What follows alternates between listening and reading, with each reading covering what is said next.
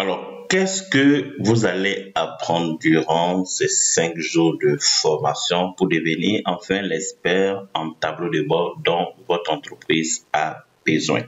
Alors, il faut savoir que la formation est organisée, dans une formation en ligne. OK? Donc, la formation, c'est organisé par jour. Donc, chaque jour, vous aurez des activités pratiques à réaliser. OK? Donc, le jour 0, c'est la généralité, prendre connaissance de la formation, de la plateforme, comment manipuler la plateforme pour suivre la formation en toute liberté. Donc, il y a une vidéo qui vous explique comment manipuler la plateforme pour suivre la formation. Ok, ça c'est un jour informatif, un jour de prendre connaissance de la formation et de la plateforme.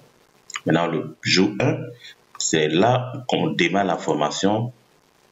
C'est la feuille de route pour réussir à concevoir un tableau de bord. Pour concevoir un tableau de bord, par où commencer? Et c'est là nous allons vous montrer le principe d'élaboration d'un tableau de bord, les différentes étapes pour concevoir un tableau de bord. Vous allez voir que pour concevoir un tableau de bord, il faut aller étape par étape. On se lève pas un beau matin, on va sur Excel faire des formules et pour concevoir un tableau de bord. Non. Pour réussir à concevoir un tableau de bord professionnel, il y a des étapes. Et ces étapes, c'est le jour 1 que vous allez voir les différentes étapes pour concevoir un tableau de bord associé avec des activités pratiques, des activités que vous allez réaliser pour évaluer vos acquis de la formation du premier jour. Le deuxième jour, ce sont des techniques pour concevoir un tableau de bord. Non, plutôt le deuxième jour, c'est des techniques pour retrouver les indicateurs clés de performance. Alors, les indicateurs clés de performance qu'on appelle les KPI. Les KPI, c'est quoi? Les KPI, ce sont les données, les informations que vous allez mettre sur votre tableau de bord pour présenter à la direction ou pour présenter à vos collaborateurs ce que vous allez réaliser comme information, comme rapport. Alors, dans un tableau de bord, il y a les informations clés que vous devez mettre dans le tableau de bord. On ne prend pas n'importe quelle information pour mettre dans votre tableau de bord. Donc, comment trouver ces informations clés pour mettre dans votre tableau de bord? Donc, il y a des techniques que nous allons apprendre ici le deuxième jour pour retrouver les indicateurs clés de performance. Les techniques que vous allez apprendre ici.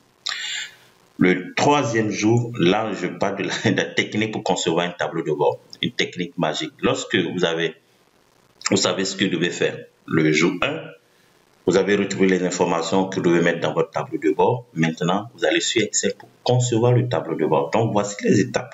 Là, je suis en train de vous montrer les étapes. Et quand on va sur Excel pour concevoir un tableau de bord, pour créer votre tableau de bord, il y a une technique très magique utilisée par les experts en tableau de bord, tels que M. Stéphane de TS. Il y a Hervé de Académie Pro Excel, il y a Dr Excel et moi-même j'utilise ça. Donc cette technique, je vais vous dévoiler cette technique.